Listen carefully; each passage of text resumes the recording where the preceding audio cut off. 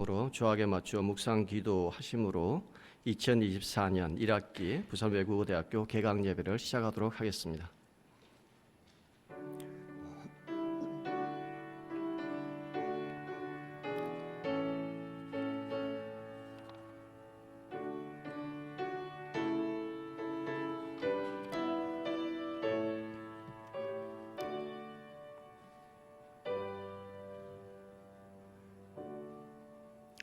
하나님, 이 시간에 주의 백성들이 모여서 하나님을 예배하며 하나님의 말씀을 들으며 우리가 이 한 학기 동안 하나님 앞에서 어떻게 살아가야 될지를 결단하고 헌신하는 시간을 갖고자 합니다. 이 예배 가운데 주님께서 함께하여 주시고 이 예배를 시종부터 주께서 인도하여 주시고 지켜 주시기를 원하고 바랍니다. 우리 구주 예수님의 이름으로 기도드렸습니다. 아멘. 찬송가 459장을 같이 드리도록 하겠습니다.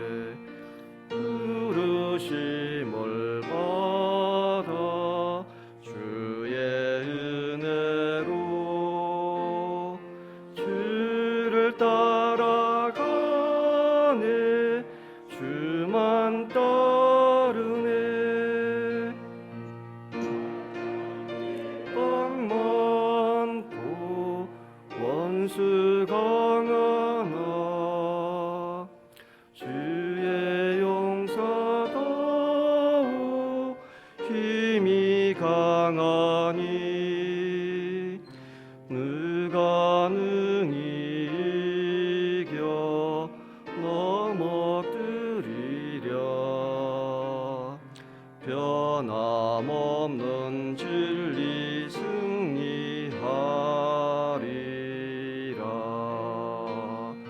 구름 흉은 주의 은혜로 주를 따라가네. 주만 따르네. 부산외국어대학교 지근신우 회장이신 세현우 선생님 대표기도 하시겠습니다. 네, 기도하겠습니다. 모든 만물을 창조하시고 통치하시는 하나님 아버지, 새로운 학기 많은 구성원들이 교회에 함께 모여 개강 예배를 할 수 있도록 해주심에 감사드립니다. 하나님 아버지, 먼저 학생들을 위해 기도드립니다.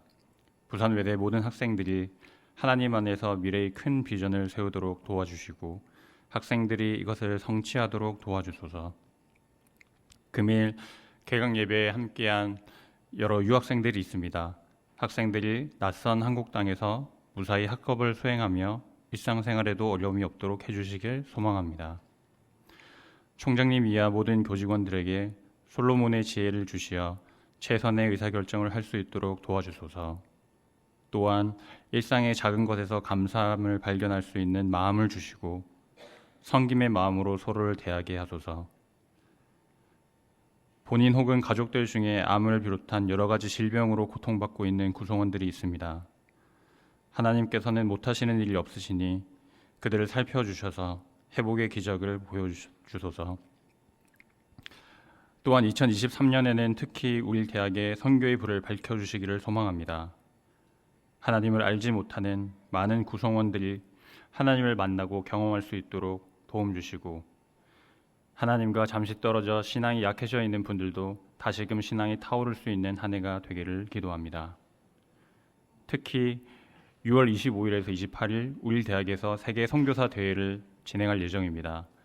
대회 준비 및 진행 과정에 문제가 없도록 해주시고 참여한 모든 분들이 대회 후 기쁨으로 돌아가도록 도와주십시오.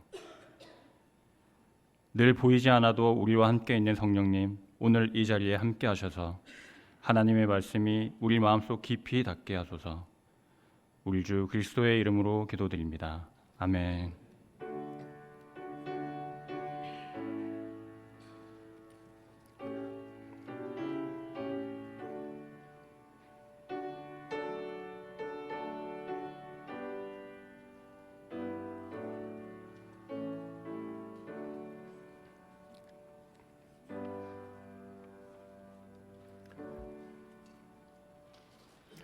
네, 오늘 성경 말씀은 데살로니가전서 4장 9절 말씀입니다. 데살로니가전서 4장 9절 말씀입니다. 뒤쪽에 화면에 말씀이 보일 텐데 같이 봉독하도록 그렇게 하겠습니다. 시작.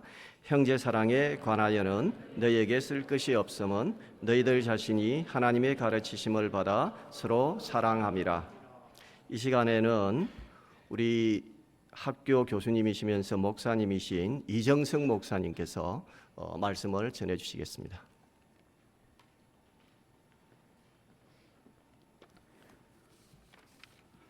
예, 반갑습니다. 예, 오늘 개강 예배 때 우리 같이 고민하고 함께 볼 말씀은 데살로니가서입니다. 데살로니가서는 아주 특별한 교회이고 그다음에 다른 교회하고는 어떤 차별성이 있는 교회입니다. 우리 데살로니가서 1장 앞부분 잠시 보면요, 이런 표현이 있습니다. 4장 1장 4절에서 하나님의 사랑하심을 받은 형제들아 너희 택하심을 나는 아노라 라고 말씀하면서 이 편지를 시작하고 있습니다. 이 편지의 주체, 그 다음에 이 편지를 받아보는 사람들, 그 다음에 이 편지를 듣고 있는 우리 모두 현재 시점에서 단 한 가지 우리에게 받아들이는 문장이 있습니다. 너희는 하나님의 사랑을 받고 있다. 여기서부터 시작을 합니다. 그리고 너희가 하나님에게 사랑을 받고 있다라는 그 사실 자체가 너희가 선택받았다라는 사실을 나는 확신할 수 있다 라고 이 편지가 시작이 됩니다. 우리가 하나님의 사랑을 어떻게 느끼던 어떻게 이해하던 우리가 선택받았다라는 사실은 우리의 노력이나 우리의 꿈이나 우리의 열망이나 우리의 공로가 아니라 하나님께서 우리를 사랑했다라는 그 사실에서 그것으로부터 우리는 선택받았다라는 걸 안다라고 이 편지가 시작이 됩니다. 그리고 편지가 쭉 이어지게 됩니다. 편지가 이어지면서 1장 6절에서 이런 말씀을 아울러서 합니다. 이 복음이 이미 너희에게 이르매 너희가 듣고 참으로 하나님의 은혜를 깨달은 날부터 너희 중에서와 온 천하에게도 열매가 맺어 있다.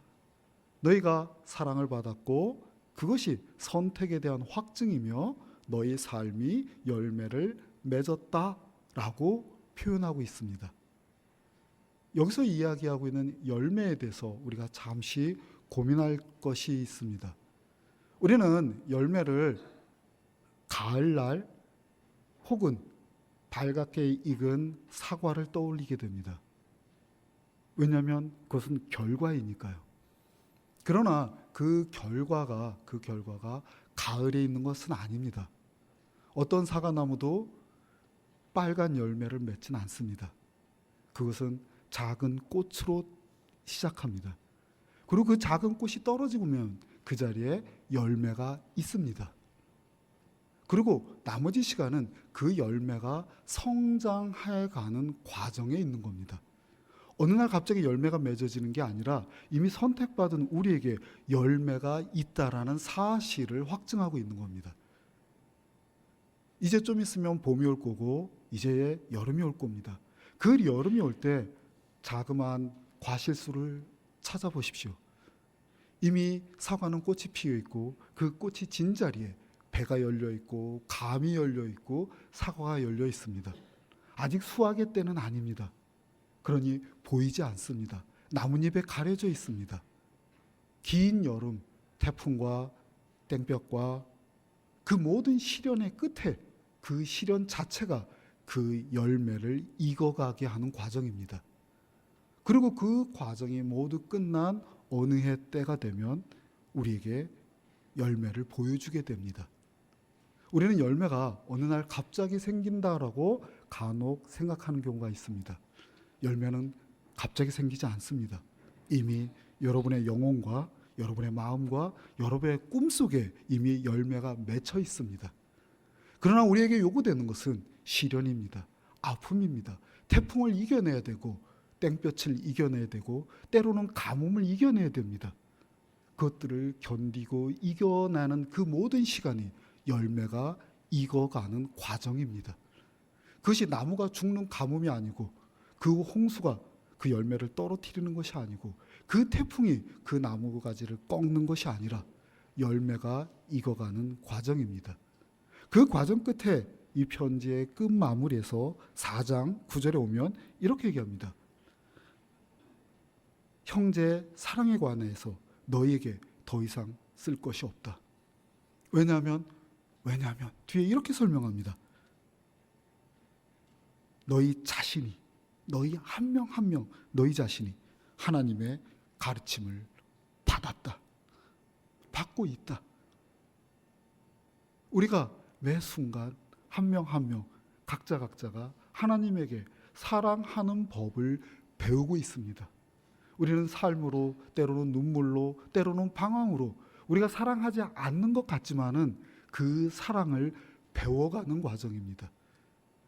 확고히 말한데 너희는 사랑에 대해서 사람에게 배우는 것이 아니고 하나님한테 직접 배우고 있다는 거예요. 그것이 하나님한테 배우는 거기 때문에 우리가 느껴지거나 감각적이지 않아요. 그래서 사도 바울께서는 이미 8절에서 이렇게 말합니다. 4장 8절에서 그러므로 저버리는 자는 사람을 저버리는 것이 아니요 너희에게 성령을 주신 하나님을 저버리는 거다. 너희가 신앙을 이겨내지 못하고 견뎌내지 못하는 것은 사람에 대한 배신이 아니라 너희에게 이미 주신 성령을 주신 그 하나님을 배신하는 거다. 왜? 너희는 사랑을 배우고 있으니까. 힘들고 어렵고 고통스럽고 갈등하고 고민하고 괴로워하는 그 청춘의 나날들, 개강이 왔고 또 한 학기를 보내고 또 졸업이 가까우며 내 마음을 뛰게 하는 그 미래에 대한 불안감, 그 자체가 우리가 누군가를 사랑하게끔 배우는 작은 과정들입니다. 우리 안에 열매가 있고 그 열매 있음을 믿으시기 바랍니다. 누가 준 게 아니라 이미 성령이 주셨고 그 성령이 주신 믿음을 간직하고 있는 사람들인 거예요. 그리고 그것들을 조금씩 키워가고 있습니다. 내가 키우는 것이 아니라 그분께서, 전능하신 분께서 가르쳐 주십니다. 그리고 우리는 그렇게 배우는 사람들입니다. 때로는 순종함으로 잘 따라가기도 할 겁니다. 때로는 왠지 투덜대고 싶고 왠지 이 길이 아닌 것 같고 뭔가 방황하는 것 같을 때도 있어요. 그게 배우는 거죠. 모든 게 쉬운 게 아니라 쉬운 것도 있고 어려운 것도 있고 좋은 것도 있고 버거운 것도 있고 하기 싫은 것도 있고 빨리빨리 시간 내에 끝내야 될 것도 있어요. 우리가 각자 해야 될 것도 있는데 이 모든 게 배우는 과정이에요. 배우는 과정이에요. 하나님께서 우리에게 그렇게 사랑을 가르쳐 주시고 있고 누군가가 아니라 우리 각자 사랑을 배우고 있다. 이렇게 말합니다. 그리고 그 사랑을 배운 것을 외적으로 드러낼 때 바깥으로 표현할 때 사도 바울께서는 선행으로 표현합니다. 사랑을 표현하는 것이 사랑한다고 말하는 것이 아니라 우리가 아는 작은 친절함, 우리가 가진 작은 선함들, 우리가 곁에서 표현할 수 있는 작은 친절, 어려운 사람을 굳이 돕는다가 아니라 그냥 가볍게 웃어줄 수 있는, 교수님을 만나고 웃어주고, 집에 들어가서 엄마 보고 웃어주고, 아빠 보고 웃어주고, 일하고 돌아온 아버지에게 친절을 베풀 수 있는 작은, 물론 역사적으로 데살로니가 교회가 마게도니아의 어려운 형제들을 분명히 도왔고 그 도운 일들에 대해서 이야기합니다. 그리고 말합니다. 계속해라. 더 이상 너희들한테는 할 말이 없다. 부탁이니 사랑을 배우고 있고 너희는 선택받았고 그 사랑 안에 커가고 있고 열매 맺은 자로서, 열매 가진 자로서 그 열매가 탐스럽게 익어가도록 계속 멈추지 말고 한 걸음 나아가다오 라고 부탁하고 계십니다. 그리고 이어져서 11절에 와서 너희에게 명할 것이 있다. 이제 사랑에 대해서 말하고 싶지 않다. 하나님이 너희들을 가리키고 있고 너희들을 지켜주고 있고 너희를 선택받아 있고 우리가 보이지 않는 열매가 이미 내 영혼 안에 깊이 뿌리내리고 있기 때문에 난 더 이상 너희들한테 할 말은 없다. 그러나 그럼에도 불구하고 나는 몇 가지를 명령하고 싶다 라고 얘기하면서 11절에 말씀하십니다. 여기에서는 우리 성경은 아름답게 번역되어 있습니다. 11절을 제가 읽으면 너에게 명할 것 같이 조용히 자기 일을 하고 너희 손으로 일하기를 힘써라 라고 아름답게 번역되어 있습니다. 왜냐하면 왜 아름답다라고 얘기하냐면 이게 헬라어 원문으로 보면은 번역하기가 상당히 어렵고 곤란한 본문입니다. 사실은 너무나 난해한 구절이에요. 왜냐하면 여기에서는 부정사 구문이 4개가 그냥 나열되어 있습니다. 구체적인 동사가 없이 부정사 형태가 4개가 딱딱딱 떨어져 있기 때문에 그거를 어떻게 한 문장으로 읽어내기가 상당히 버겁습니다. 영어로 읽던 불어로 읽던 어떤 형태로든 이 부정사형들을 읽어내기가 조금 버겁습니다. 근데 우리 오신 선교사님들이 우리에게 고맙게 이 문장의 의미를 가장 정확하게 잘 설명해 주고 계십니다. 그런 의미에서 대단히 아름답습니다. 단지 설교적인 차원에서 이 4개의 부정사를 끊어서 읽어보려고 합니다. 처음에 시작하는 부정사는 힘써라, 힘쓰기. 너희가 힘쓰기를 나는 권면하고 싶다. 목적어도 없고 주어도 없고 어떤 것도 없이 갑자기 힘써라, 힘써라 이렇게 표현합니다. 뭐에 대해서 힘써야 될까? 앞에 얘기했듯이 사랑하기를 권하는 것이 아닙니다. 너희는 이미 사랑하고 열매 맺기를 권하는 게 아닙니다. 왜? 열매 맺고 있어요. 열매 맺고 있습니다. 감나무는 가을에 감이 열리지 않아요. 봄에 꽃이 피고 여름에 열매를 맺습니다. 보이지 않을 뿐이에요. 먹을 수 없을 뿐이에요. 설익은 감인 거예요. 그러니 어떡하라? 힘써라. 힘써라. 서로 사랑하고 서로 친절하기에 먼저 해라. 로마서에서는 친절 베푸고 사랑하기를 먼저 하라고 했죠. 아마 그런 뜻일 거예요. 힘써라는 말은 내가 먼저 하라는 거예요.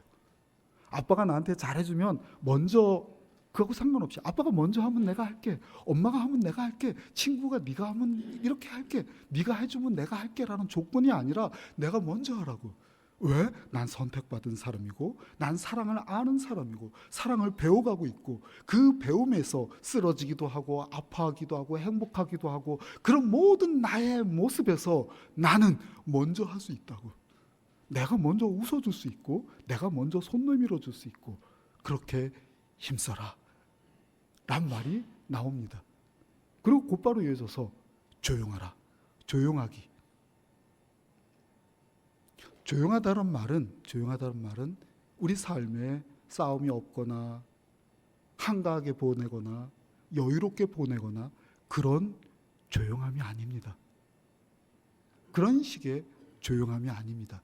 왜냐하면 4장을 시작할 때 4장에서 사도 바울께서는 이렇게 말씀하고 계시기 때문입니다.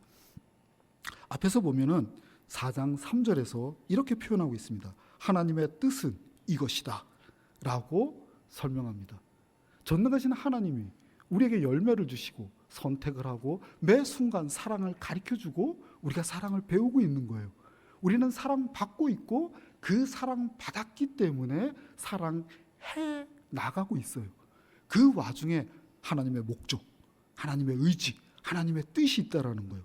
하나님의 뜻은 이것이니 너희가 거룩함이라. 너희가 성결된 삶을 원한다. 그러니 그 뒷문장으로 이어지는 것이 음란이나 우상숭배나 그런 거 하지 말아라고 이어집니다. 조용하단 말은 우리의 삶이 성결하다는 얘기죠. 우리가 가능한 깨끗하게 살려고 애쓴다는 거죠. 그래서 4장 앞절에서 이렇게 얘기합니다. 많은 비유 중에 여러 가지를 해야겠지만은 사도 바울께서는 딱 하나만 얘기합니다. 남편이 아내를 성결하고 거룩하고 존중하며 사랑하라. 사랑하는 것이 아니라 존중할 줄 알고 그가 하나님의 딸인 걸 믿고 그에게도 열매 있음을 믿고 그가 하나님의 선택받은 여인인 걸 알고 그를 존중하고 거룩하게 순결하게 거기서 오는 고요함 내 영혼의 고요함이 아니라 내 사랑하는 사람이 나를 존중할 때 오는 마음의 평화 마음의 상태 아들이 아버지 앞에 무릎 꿇으며 아버지를 아버지로 존중하며 그 이상 넘어가 그것이 어떤 늙어가는 내 아버지가 아니라 하나님의 아들이라는 사실 하나님의 선택받은 사람이고 그 아버지도 그 어머니도 사랑으로 훈련받았으며 청춘날 울고 쓰러지며 괴로워했던 날들이 있던 하나님의 아들이고 하나님의 딸로서 존중할 수 있는 아들 그런 아버지 내 어린 자녀가 미숙해 보이지만 지금 하나님한테 사랑을 배우고 있다라는 그 사실 그 존중감으로 사랑하라고 4장 앞에서 얘기하고 있습니다. 그렇기 때문에 여기서 조용한 건 어린 자녀가 아버지를 존중하고 제자가 스승을 존중하며 학교를 사랑하고 교수가 학생을 위해서 언제든지 사랑을 베풀며 서로 학교를 사랑하고 그럴 때 그때 마음이 편하죠. 아, 내가 여기서 꿈을 꿀 수도 있고 내가 여기서 미래로 나아갈 수도 있죠. 그렇게 꿈을 꿀 수 있는 내 안에 있는 그 열매를 키워갈 수 있는 하나의 공간이 되어가겠죠. 힘써야 합니다. 그렇게 조용히 서로를 아껴줘야 되고 힘써야 되죠. 그렇게 조용히 보내게 됩니다. 그리고 이어지는 본문이 이렇게 합니다. 자기 일을 해라. 그럼 자기 일은 뭘까라고 했을 때 그 뒷문장이 분명히 나옵니다. 손으로 일해라 라고 나옵니다. 그러니까 앞에서 얘기하는 자기 일하기와 뒤에서 손으로 일하기는 분명한 차이가 있습니다. 그리고 이어지는 본문에서 12절에서 이렇게 말합니다. 이는 외인에게 믿지 않는 자에게 혹시 크리스찬에 대해서 오해하는 자들 즉 외인에 대해서 첫 번째 단정하게 보이고 두 번째 아무 궁핍함이 없기 위해서이다. 손으로 일한다는 것은 두 가지의 목적이 있습니다. 손으로 열심히 노동하고 일해야 되는 것 이건 우리의 노동인 거예요. 학생은 공부해야 돼요. 분명히 그것이 학생의 노동입니다. 아버지는 일해야 돼요. 아버지가 나이가 들었다고 멈출 수는 없어요. 자식한테 손 내밀 수 없어요. 마지막 그 순간까지 우리는 노동을 멈추지 않을 겁니다. 왜? 그것이 사도의 뜻이었으니까. 우리는 노동을 할 거예요. 왜? 어린 자녀들이 봤을 때 아빠가 게으르다는 소리를 듣기 싫어서 내 아버지 단정하다고 내 아버지 장로님이시고 내 아버지 집사님으로 한평생 단정하게 살았고 노동하기를 멈추지 않았다고. 그리고 경제적인 이유도 있습니다. 그래서 외인에게 단정하게 보이고 크리스찬 학생이기 때문에 넌 크리스찬 학생에게 아 쟤는 뭔가 달라 정말 품행이 단정해 쟤 뭔가 다른 아이라 소리를 들을 뿐만 아니라 공부도 잘하네 착할 뿐만 아니라 공부도 잘해 쟤 어떡한데 미래의 꿈을 위해서 애쓰고 있대. 그렇게 궁핍함이 없도록 노력하라고 나옵니다. 그렇기 때문에 손으로 일하라와 자기 일하라는 건 구별이 되겠죠. 그러면 앞에서 얘기한 자기 일은 뭘까요? 우리에게 주어진 의무입니다. 목사는 목사의 의무가 있듯이 교회는 교회의 의무가 있고 학교에는 학교의 의무가 있고 우린 각자 복음을 전해야 될 의무가 있습니다. 크리스찬으로서의 의무이며 아빠의 의무이며 남편의 의무이며 자식의 의무를 얘기하는 거예요. 열심히 일하는 것도 중요하지만 사도 바울께서는 우린 충분히 사랑하고 있으니까 이제 딸로서 아들로서 부모를 존중할 줄 알고 네가 부모니까 자식으로서 부모로서 서로 존중할 줄 아는 아버지로서의 의무, 자식의 의무를 하라라고 얘기합니다. 우리는 모두 사랑하고 있습니다. 그것이 부족해 보이기도 하고 때로는 방황하는 것처럼 보입니다. 그러나 분명히 우리는 열매 맺은 사람들입니다. 우리는 사랑받고 있고 사랑하고 있습니다. 그리고 그 사랑이 흔들리기 때문에 매일매일 배워갑니다. 그러나 이제 4가지가 권면을 받습니다. 우리 먼저 힘쓰고 애쓰십시다. 포기하지 맙시다. 애쓰고 노력합시다. 그리고 조용히 자기의 성결을 지탱합시다. 기도하고 예배드리기를 멈추지 맙시다. 그리고 그 예배와 기도 가운데 또한 성경 읽기 가운데 우리는 각자 주어진 의무를 합시다. 아버지로서의 의무를 하고 아들로서의 의무를 합시다.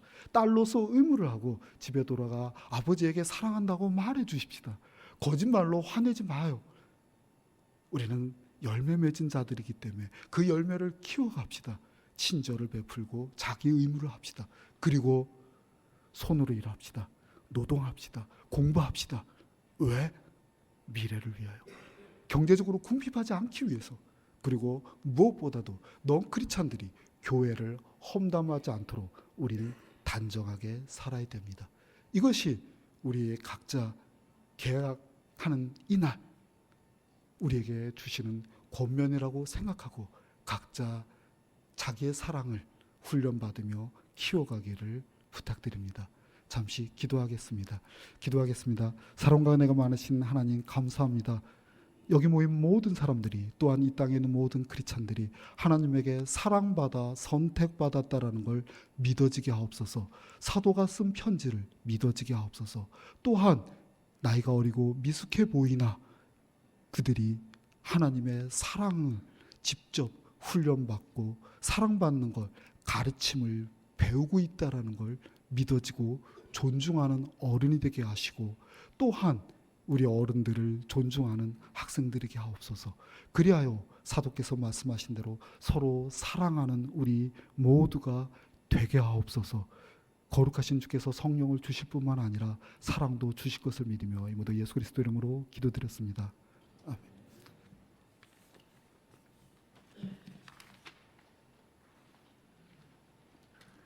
네, 찬송가 430장 같이 드리겠습니다.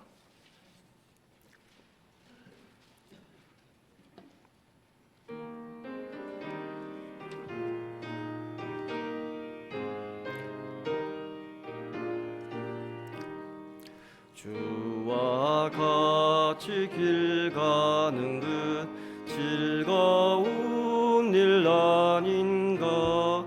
우리 주님 걸어가신 발자취를 밟겠네.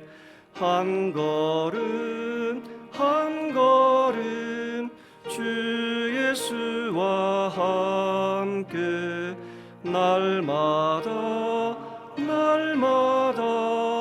우리 걸어가리.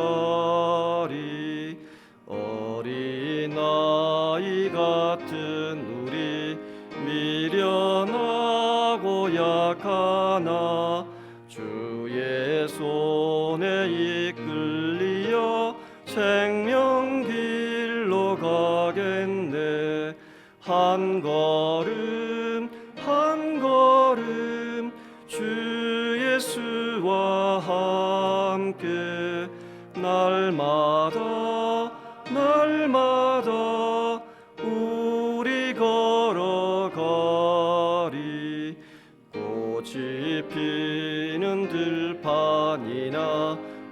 험한 골짜기라도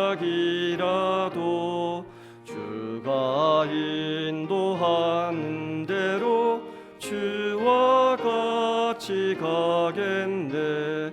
한 걸음 한 걸음 주 예수와 함께 날마다 우리 걸어가리. 예선지자의 녹같이 우리들도 천국에 들려 올라갈 때까지 주와 같이 걷겠네. 한 걸음 한 걸음 주 예수와 함께 날마다 우리 걸어가리. 이 시간에는 이정승 목사님 축도해 주시겠습니다. 지금도 살아계시며 통치하시며 우리를 당신의 축복 가운데 인도하시는 거룩하신 성부 하나님과 죽기까지 당신의 사랑을 보이시며 우리를 포기하지 못하고 붙잡고 계시는 성자 예수 그리스도와 사랑의 이름으로 우리 영혼 가운데 오시고 우리하고 함께 우리를 양육하시는 성령 하나님, 거룩하신 성삼위일체 하나님께서 고개 숙여 하나님의 영광 돌리는 이 자리에 모든 이에게 영원토록 축복하실지어다.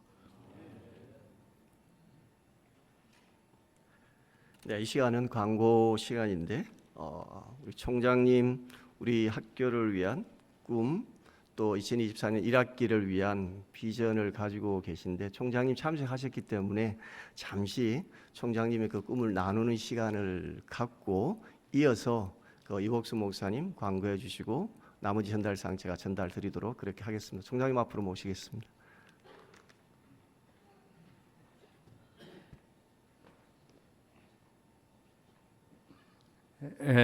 저는 뭐 딴 거보다요. 우리 지난번 채플에서 또 얘기했지만 우리 그 구성원들이 모두 정말 하나님을 믿고 하나님의 창조를 믿고 또 특별히 예수 그리스도를 통한 구원을 믿어서 모두가 구원받고 정말 영원한 삶을 살 수 있는 축복받는 구성원들이 됐으면 좋겠습니다. 그게 이제 이거고요. 그다음에 또한 우리가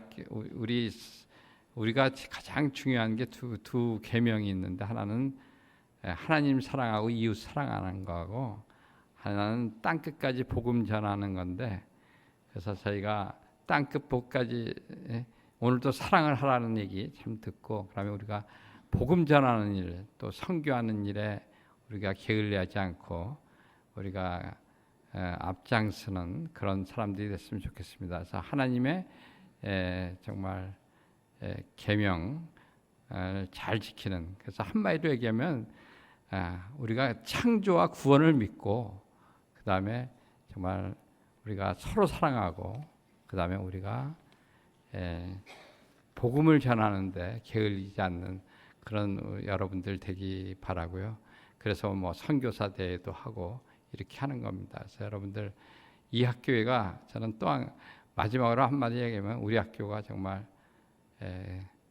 예수 그리스도를 믿는 기독교 대학이라는 것이 좀 많이 우리가 알려졌으면 좋겠습니다. 그래서 또 그런 면에서 여러분들이 그걸 또 자랑스러워했으면 좋겠습니다.